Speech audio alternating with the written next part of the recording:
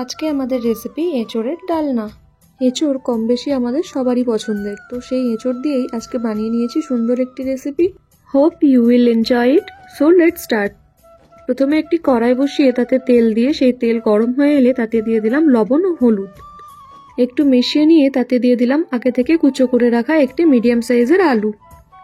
আলুগুলি মোটামুটি হালকা করে ভেজে নেব ও হালকা ভাজা হয়ে এলে সেগুলো তুলে নেব।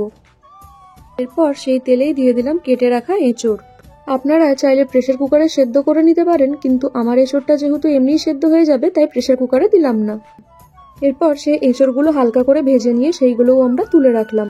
কড়াইয়ে তেল দিয়ে তার মধ্যে দিয়ে দিলাম তেজপাতা, শুকনো লঙ্কা ও দারচিনি।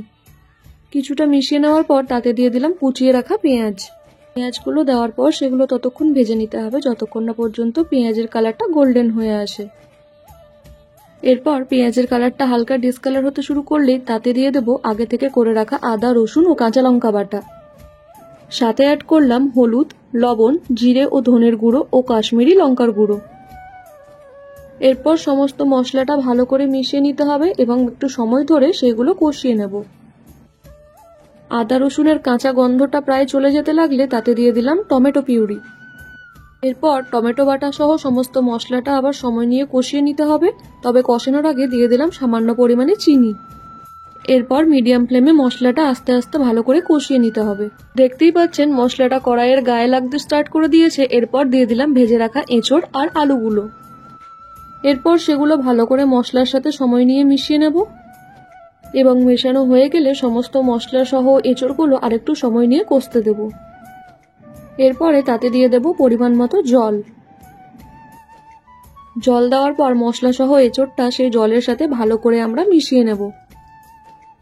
এরপর ফুটতে স্টার্ট করলে ঢাকা দিয়ে 10 মিনিট সেটা সেদ্ধ হতে দেব। 10 মিনিট পর ঢাকা খুলে দেখতেই পাচ্ছেন জলটাও প্রায় অনেকটাই মরে গেছে এবং এঁচোড়গুলোও প্রায় সেদ্ধ হয়ে এসেছে। এরপর সমস্তটা ভালো করে নাড়িয়ে চাড়িয়ে নিয়ে তাতে দিয়ে দিলাম 1 চামচ ঘি ও সাথে অ্যাড করলাম কিছু পরিমাণে গুঁড়ো গরম মশলা। এরপর ঘি ও গরম মশলা সহ পুরো এঁচোড়টা ভালো করে আমরা একবার মিশিয়ে নেব ও তারপরে ঢাকা দিয়ে 5 মিনিট মতো দম দিয়ে দিলেই রেডি আমাদের এঁচোড়ের ডালনা। আশা করি দেখেই বুঝতে পারছেন এঁচোড়গুলো পুরো পারফেক্টলি কুক হয়ে গিয়েছে। এরপর কি নামিয়ে গরম গরম সার্ভ করুন। আর হ্যাঁ, কেমন হয়েছে জানাতে ভুলবেন না কিন্তু। আর ভালো লাগলে আমার ভিডিওটি লাইক করে চ্যানেলটি সাবস্ক্রাইব করে পাশে থাকবেন। Thank you.